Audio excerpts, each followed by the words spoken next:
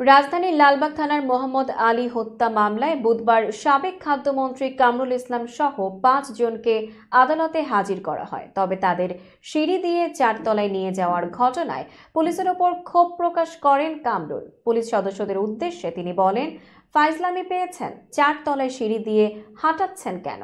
আদালতের লিফট কি নষ্ট? এই বক্তব্যের সময় আইনজীবীরা মন্তব্য করেন, আদালতে আপনারাই তো নষ্ট লিফট লাগিয়েছেন। সকালে প্রিজন ভ্যানে করে আসামিদের আদালতে আনা হয়। নিরাপত্তার জন্য মাথায় হেলমেট, হাতে হাতকড়া এবং বুলেট প্রুফ জ্যাকেট পরিয়ে তাদের সিঁড়ি দিয়ে এজলাসে তোলা হয়।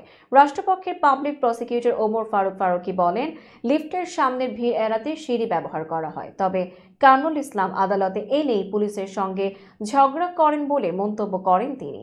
অন্যদিকে পলকের আইনজীবী আফতাব মাহমুদ চৌধুরী অভিযোগ করেন, কামরুল ইসলাম একজন বৃদ্ধ মানুষ। আদালতের ২ তলায় শুনানি হওয়ার কথা ছিল, কিন্তু ৪র্থ তলায় নেওয়া হয়েছে, যে আসামিদের ভোগান্তি দেওয়ার উদ্দেশ্যে। শুনানি শেষে অতিরিক্ত মেট্রোপলিটন ম্যাজিস্ট্রেট জিয়াউর রহমান আসামিদের গ্রেপ্তার দেখানোর আবেদন মঞ্জুর করেন। এ ঘটনায় আদালতের সিঁড়ি ও লিফট ব্যবস্থাপনা নিয়ে প্রশ্ন উঠেছে।